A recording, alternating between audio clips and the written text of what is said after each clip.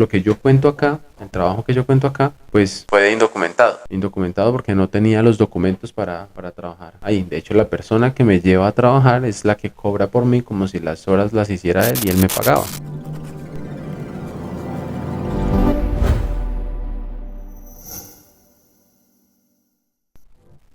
Hola, hola, bienvenidos y bienvenidas. Esto es Letras sin Hogar Podcast. Yo soy Santiago Ramírez Ocampo y hoy vamos con el capítulo titulado Indocumentados.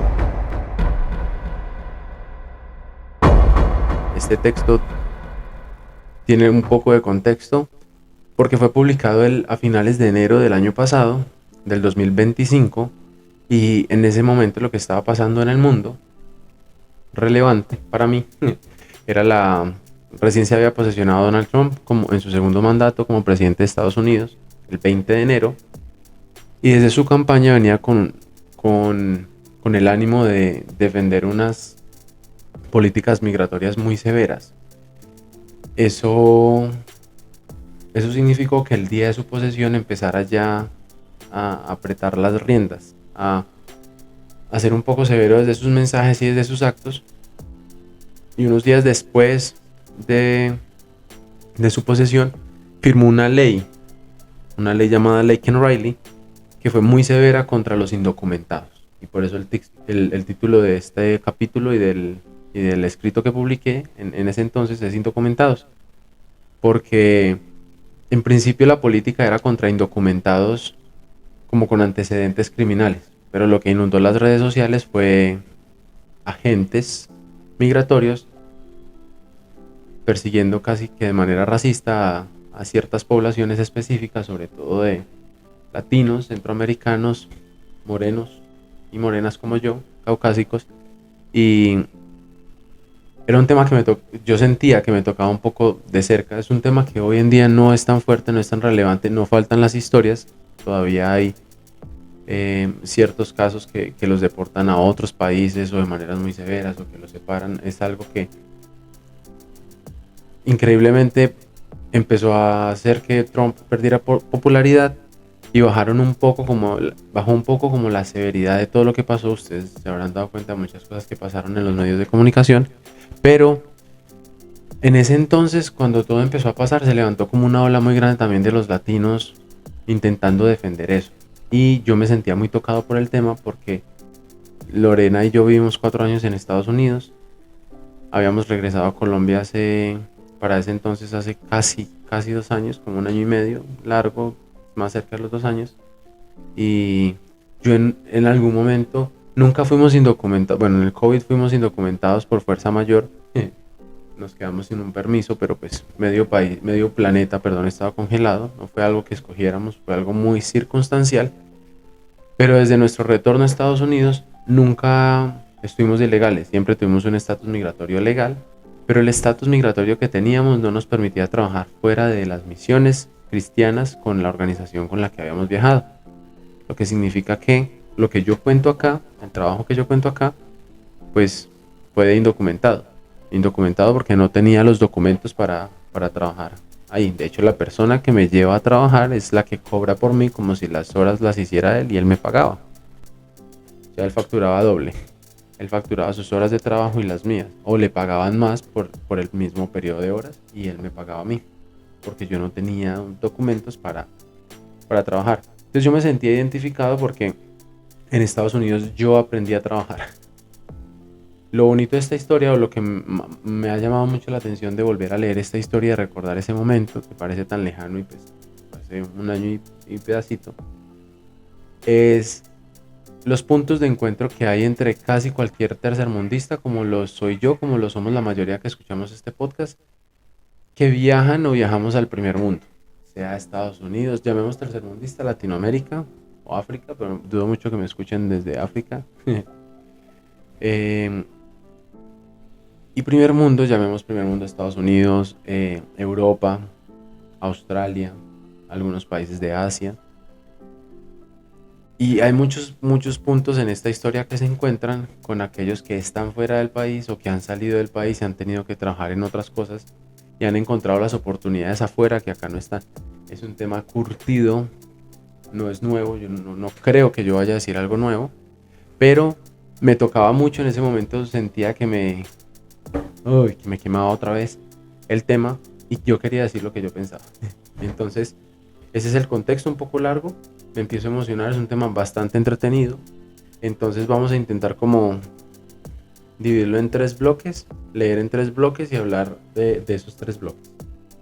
En el link acá abajo, en la descripción, hay un link en el que pueden abrir el texto si me quieren acompañar en la lectura o si lo quieren leer por aparte. La vez pasada les dije y los invito, lean el texto solito, con lo que hay en su cabeza, solita, con lo que hay en su cabeza. Si quiere pausa acá y lo lee antes o lo lee después, como quiera. Es muy diferente leer el texto solo a que yo lo lea y yo lo explique.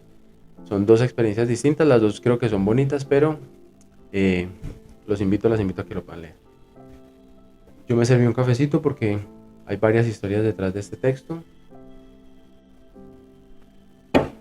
Así que vamos a ver.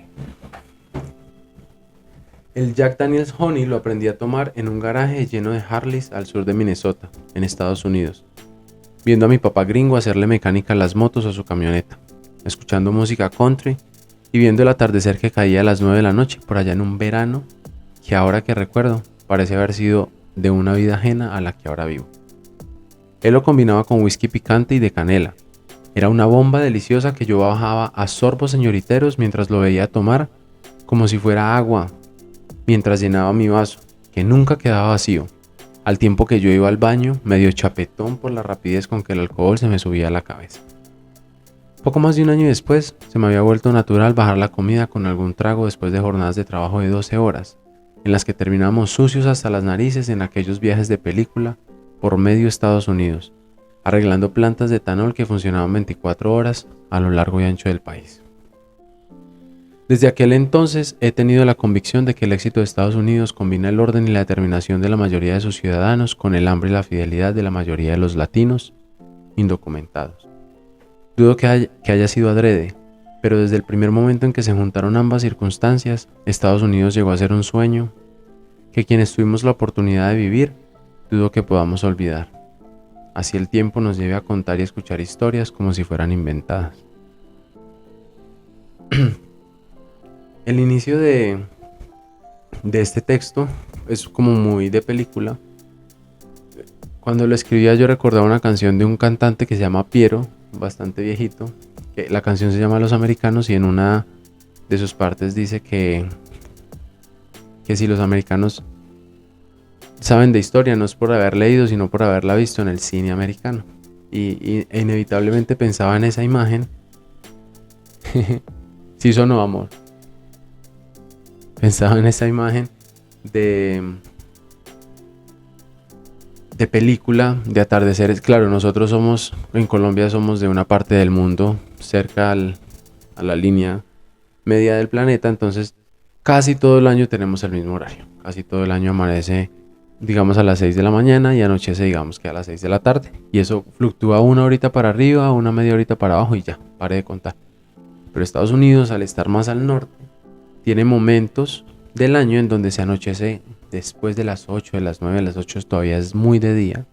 Y para mí eso era nuevo. Entonces los atardeceres de este garaje de la familia gringa, del papá gringo, tenía unos vidrios, unos ventanales enormes que daban contra un campo de maíz que ellos alquilaban durante el verano para que alguien cosechara y les pagaba como el arriendo de esos campos.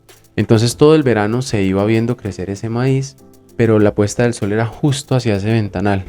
Entonces un hombre de campo, un campesino, pero campesino gringo, acostumbrado a trabajar, le gustaban los tornillos, mantenía las manos engrasadas, tomador de whisky de los duros. Como cuento ahí, yo en verdad intentaba llevarle el ritmo, pero él terminaba y se servía y yo nunca alcanzaba a bajar mi vaso por completo y él ya me lo estaba rellenando. Y no era que solo sirviera un whisky, a mí me encantaba el honey, el de miel, el Jack Daniels, pero él le mezclaba con spicy y cinnamon, que son canela y picante, echaba los 3 juntos en el vaso y yo me empezaba a agarrar, me daban ganas de orinar y él se reía y se me quedó grabada esa imagen y la quise traer porque siento que viví una película. Hoy miro para atrás y el recuerdo me lleva a decir, Maca, viví en una película súper lejana, yo no sé eso hace cuánto tiempo pasó, parece que de verdad que hubiera sido otra vida, y creo que ustedes podrán coincidir conmigo, habiendo salido no del país, que pareciera que uno dentro de una vida vive muchas vidas. Bueno, esa fue una en particular que viví, que yo tengo el recuerdo latente, me da muchas ganas de volver, no puedo volver ahora, parece que fuera mentira.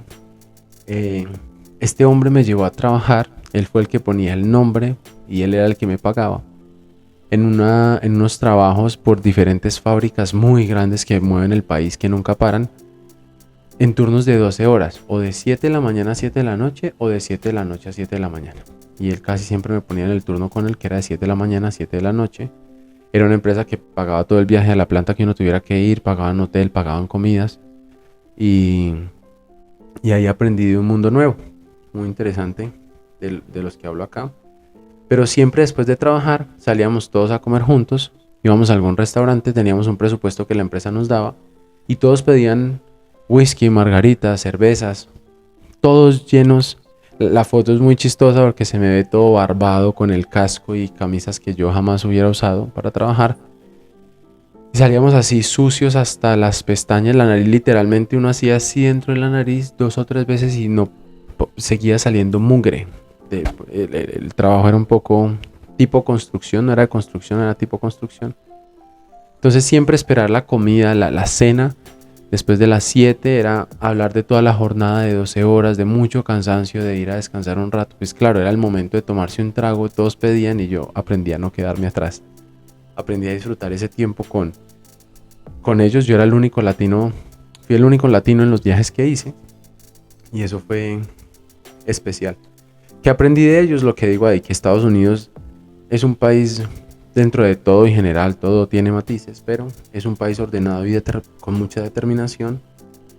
Y nosotros los latinos solemos tener mucha hambre y somos muy fieles. Aquí creo que nos negrean tanto. Negrear es un término muy colombiano que se refiere a cuando uno trabaja y como que lo explotan mucho, como que abusan mucho de uno por un sueldo que son 5 pesos, son chichiguas, son cualquier cosa.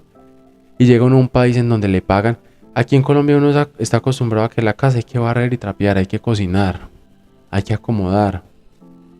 Hay muchas cosas que toca improvisar y pues toca. Y en la empresa hay empresas donde toca hacerlo y no pagan más ni menos. Si llega uno a un país en donde le pagan por cocinar, le pagan por limpiar y no le pagan mal, pues claro, uno se vuelve un perrito faldero, uno se vuelve un fiel con la persona que le paga tan bien y eso hace que ciertas empresas y ciertos espacios allá como que crezcan al son de que los tercermundistas somos muy fieles por la gratitud que tenemos de la oportunidad de poder trabajar incluso sin documentos. Y ahí empieza a coger forma el texto, porque hay muchos que nos podemos sentir identificados con eso. Yo no tenía nada, yo no sabía trabajar, y en este caso trabajar con metales y en construcción yo nunca lo había hecho.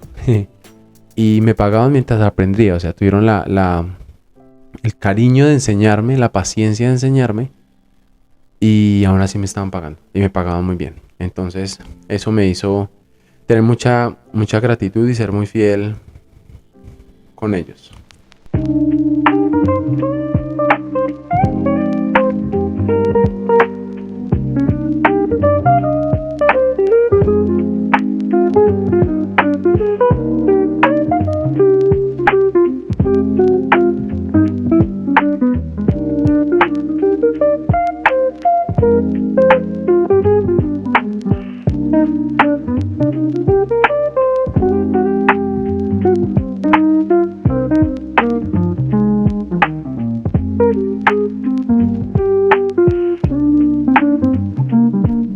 La segunda parte del texto dice así: a lo largo de esta semana, la semana en la que escribí, no esta en la que lo leo, no en la del podcast, sino aquella semana, a lo largo de esta semana, han sido incontables las conversaciones que he tenido con Lore acerca de lo que significa para nosotros Estados Unidos y lo complejo que fue devolvernos a una economía tan precaria como la colombiana, en donde ni siquiera aquellos que tienen un título universitario aseguran tener pan en sus mesas. Estados Unidos fue para nosotros ese lugar en donde nos sentimos tratados como humanos al encontrar la oportunidad de trabajar y crecer solo por el hecho de querer hacerlo. Y es tal vez ahí donde radica mi confusión, en que es ese mismo país el que hoy trata como cualquier cosa, menos como seres humanos, a aquellos que dejaron sus amadas e inolvidables tierras por encontrar en otro lugar la oportunidad que tanto han buscado en el propio y no han encontrado.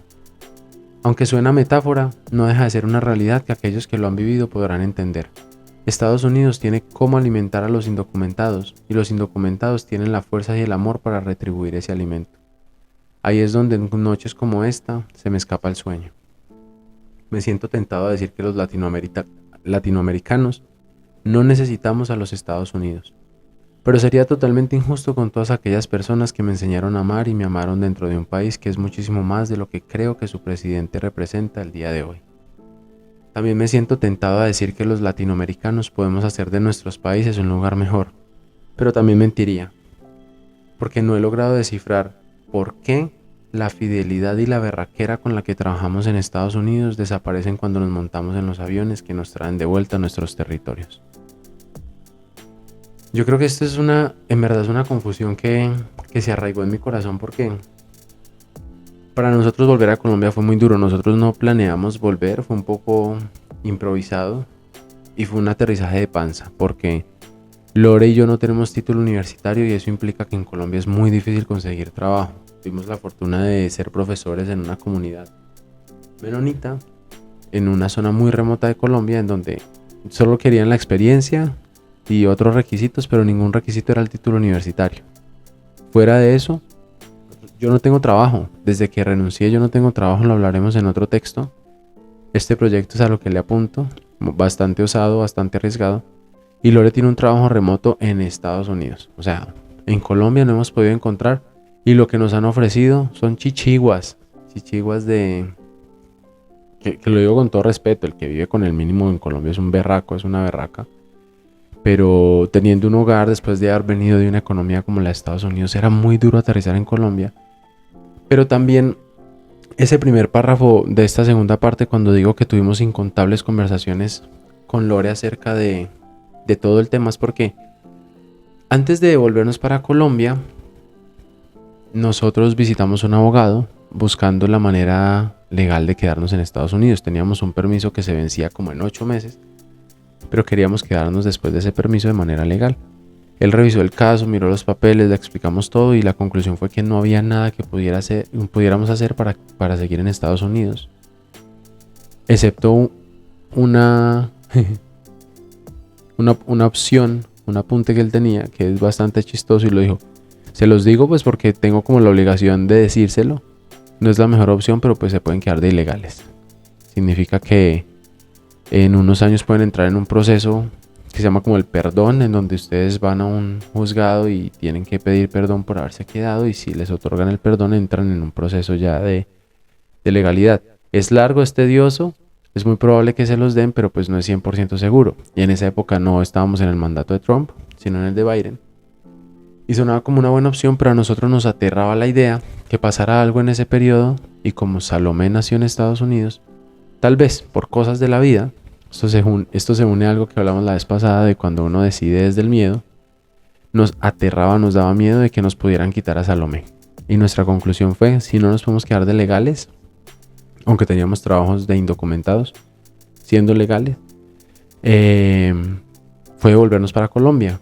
Entonces a nosotros el tema nos tocaba mucho, nos sentíamos con todo lo que estaba pasando de las redadas contra los indocumentados, sentíamos que había sido la mejor decisión haber venido, aun cuando estábamos sudando la gota fría, aun cuando no estaba siendo el mejor momento.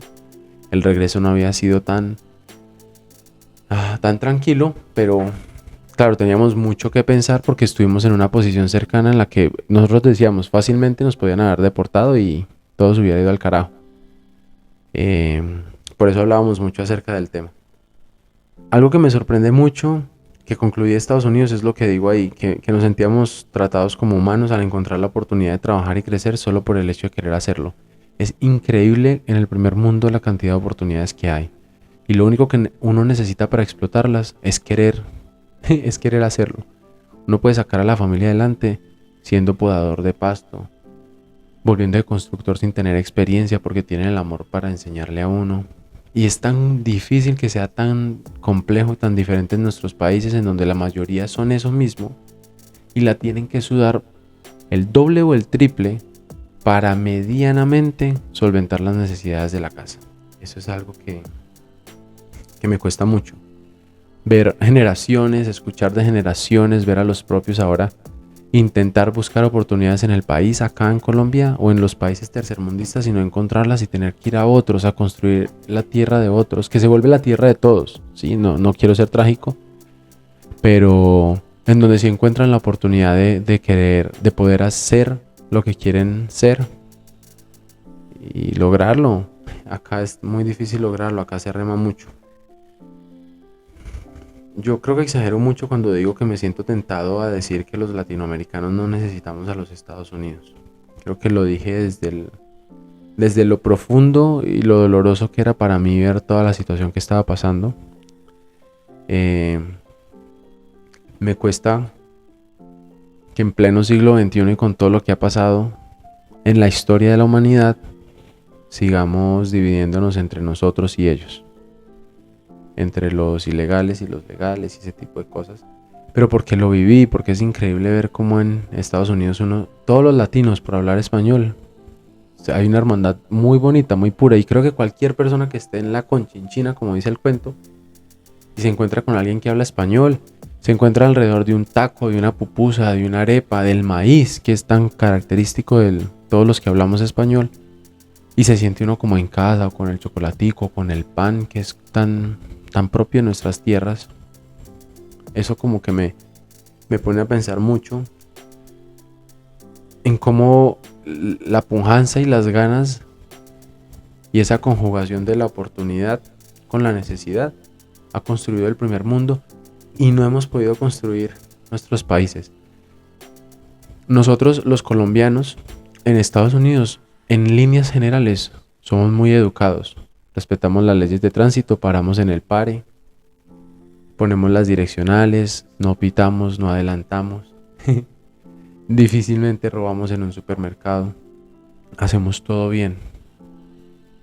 Somos, en líneas generales, un ejemplo. Y nos montamos al avión y se nos cambia el chip. Estoy volviendo a Colombia y tengo que ser vivo porque si me voy para el centro y se dan cuenta que vengo de Estados Unidos, que tengo dólares, me van a cobrar más, me van a querer ver la cara. El taxista, si se da cuenta que hablo tu idioma, me va a querer cobrar más. En el restaurante me van a querer cobrar más. Si fulanito sabe de dónde vengo, también me va a querer sacar plata. Y eso hace que, de alguna manera, cambiamos el chip. Nos montamos en el avión y nos volvemos otra vez a la ventaja, a la pelea, a cómo hacer las cosas. Esa idea lucho mucho desde que volví porque la viví en carne propia. Y eso es lo que digo al final. No entiendo cómo es que tenemos todo el corazón y la fuerza para ayudar a que otras tierras salgan adelante y crezcan, y con la nuestra no hemos podido. Somos politiqueros, a más no poder. Lo entiendo, lo respeto, me cuesta.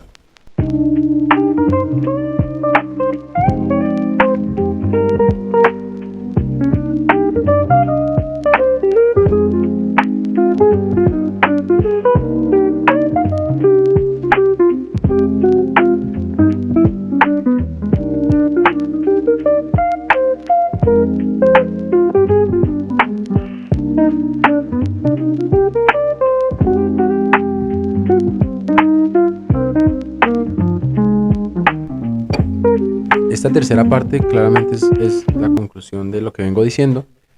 Y dice así: desde la profundidad de los cultivos de maíz y soya en los llanos orientales de mi dolorosa y amada Colombia, con un vaso de Jack Daniels en la mano, solo atino a decir que aún no me puedo imaginar a los Estados Unidos sin indocumentados, sobre todo porque los indocumentados trabajan con hambre, un hambre que nuestros políticos no han sabido saciar. No me puedo imaginar a los Estados Unidos sin la sonrisa de los indocumentados, sobre todo porque los indocumentados sonríen con el corazón.